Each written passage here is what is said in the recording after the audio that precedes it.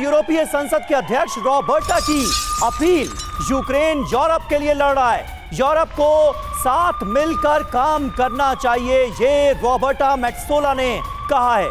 कह रही हैं कि यूक्रेन तो यूरोप के लिए लड़ रहा है।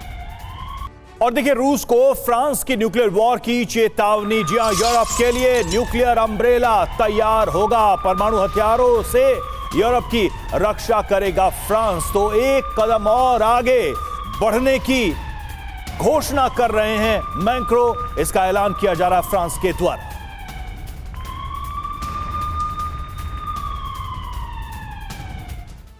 तो फ्रांस की न्यूक्लियर चेतावनी क्या है? मैक्रो ने न्यूक्लियर रेडिनेस की चेतावनी दी है, यानी नाभिकीय युद्ध के लिए हमें तैयार रहना होगा। वो कह रहे हैं यूरोपीय देशों से, फ्रांस के पास परमाणु हथियारों की बात करें तो वो दावा कर रहे हैं कि हमारे पास परमाणु हथियार है, हम सक्षम हैं ये हमला करने में, यूरोप को परमाणु हथियारों की सुरक्षा देंगे। ये मैक्रो ऐलान कर रहे हैं हमारी न्यूक्लियर डेटरेंस सुरक्षा में मदद करेगी।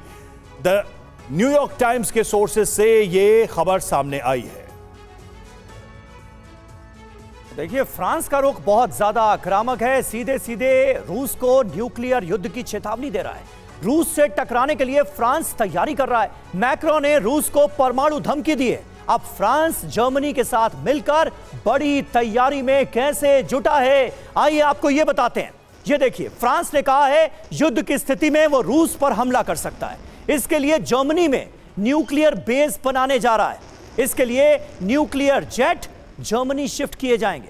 2 मोर्चों से मॉस्को पर हमले किए जाएंगे, यह तैयारी है।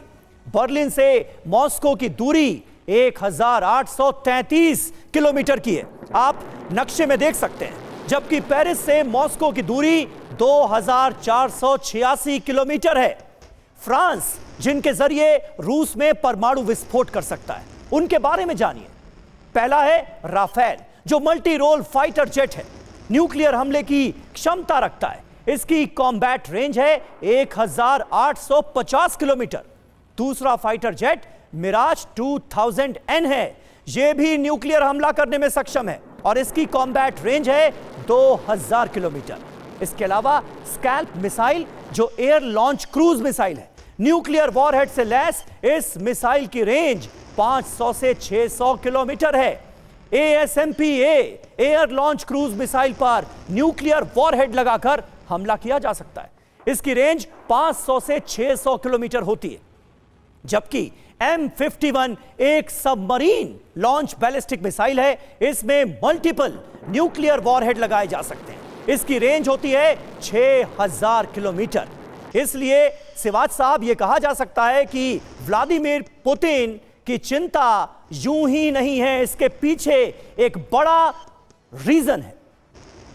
हाँ, देखो, सच्चाई यह है समीर कि अभी तक जो यूरोप था वो ओवर डिपेंडेंट था अमेरिका पे। उसको यूरोप को एक न्यूक्लियर अम्ब्रेला जो दे रहा था अमेरिका, उसने 18 जगह में अपने न्यूक्लियर हथियार अमेरिका ने लगा रखे थे यूरोप में, इंक्लूडिंग जर्मनी। अब वो अगर नेटो से बाहर निकल जाता है या न्यूक्लियर अम्ब्रेला नहीं देता, तो फ्रांस जो है वो कैपेबल है। देखो, आप देखना चाहिए, यूके और फ्रांस के अगर दोनों के मिलाए जाए न्यूक्लियर हथियार तो कभी करीब 600 के करीब बनते हैं।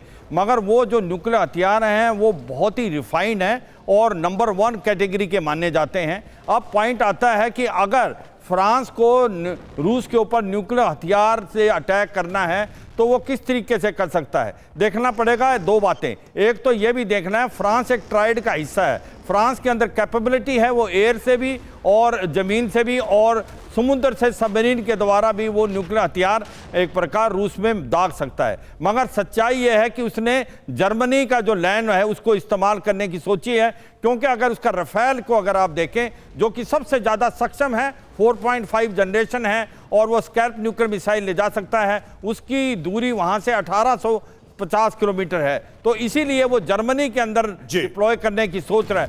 मगर ये सच्चाई है, ऐसा लगता है आने वाले समय में यूरोप एक संदेश दे रहा है। बिल्कुल, अगर अमेरिका हमारे से दूर हो गया तो ये ना कि रशिया कि यूरोप कमजोर है, और ये अंदर काबिलियत और क्षमता है और जिस न्यूक्लियर हथियार भी हैं। जिस डिप्लॉयमेंट की आप बात कर रहे हैं, वो डिप्लॉयमेंट कहीं ना कहीं उन देशों की सुरक्षा की गारंटी भी बनेगा। अगर ये हथियार, ये वेपन्स वहां पर डिप्लॉय होते हैं, चाहे वो जर्मनी हो, चाहे वो बाल्टिक देश हो।